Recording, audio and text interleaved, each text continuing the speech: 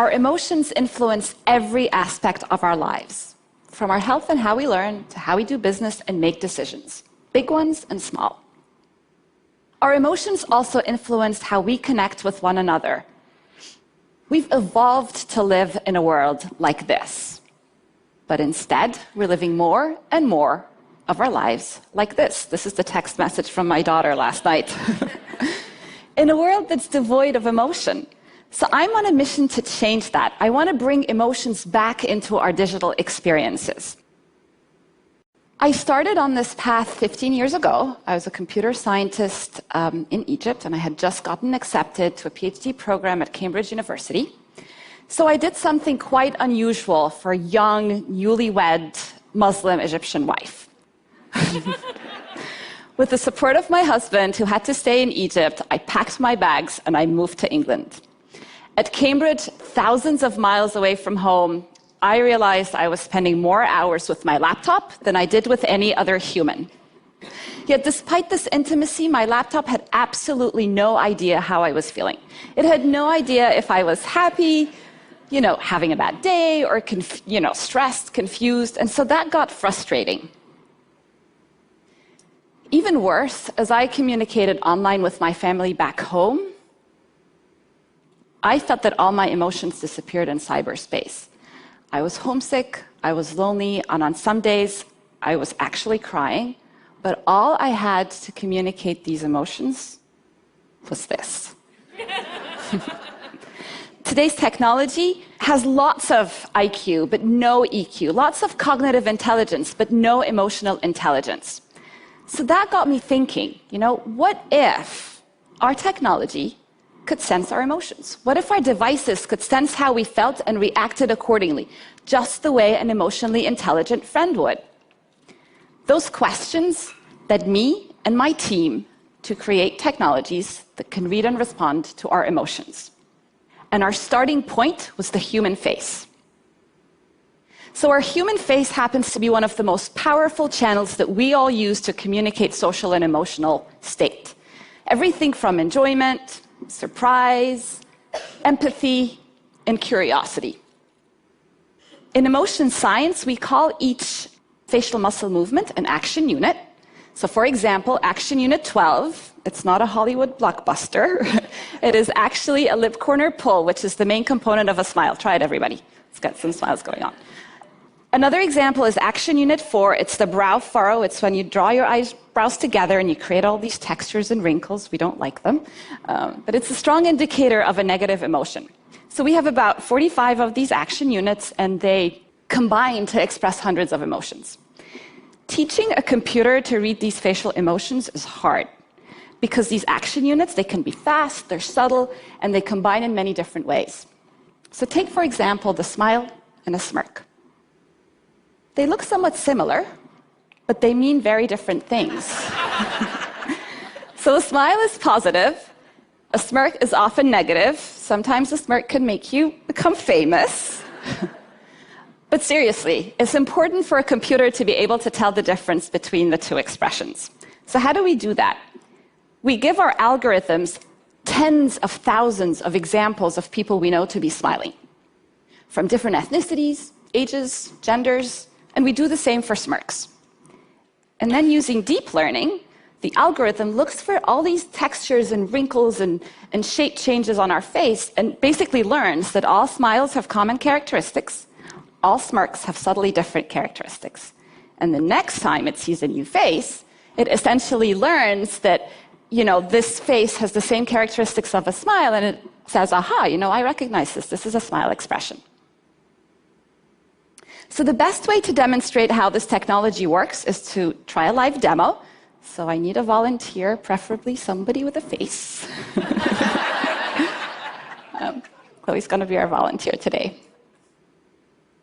So over the past 5 years, we've moved from being a research project at MIT to a company where my team has worked really hard to make this technology work, as we like to say, in the wild. And we've also shrunk it so that the core emotion engine works on any mobile device with a camera, like this iPad. So let's give this a try. As you can see, The algorithm has essentially found Chloe's face, so it's this white bounding box, and it's tracking the main feature points on her face. So her eyebrows, her eyes, her mouth, and her nose. The question is, can it recognize her expression? So we're going to test the machine. So first of all, give me your poker face. Yep, awesome.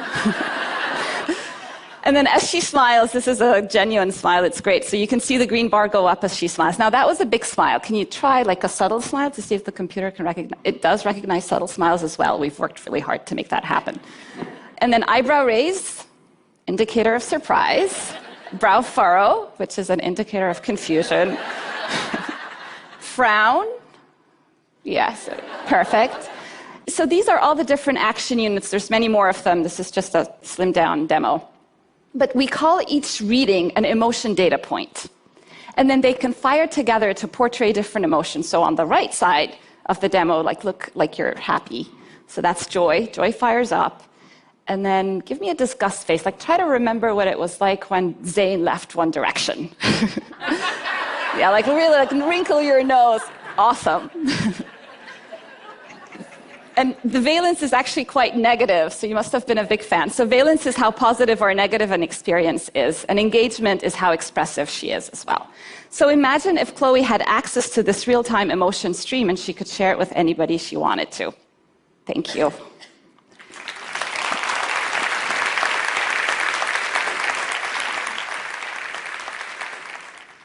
So far we have amassed 12 billion of these emotion data points. It's the largest emotion database in the world. We've collected it from 2.9 million face videos, people who have agreed to share their emotions with us, and from 75 countries around the world. It's growing every day. It blows my mind away that we can now quantify something as personal as our emotions, and we can do it at this scale. So what have we learned to date? Gender. Our data confirms something that you might suspect. Women are more expressive than men. Not only do they smile more, their smiles last longer, and we can now really quantify what is it that men and women respond to differently.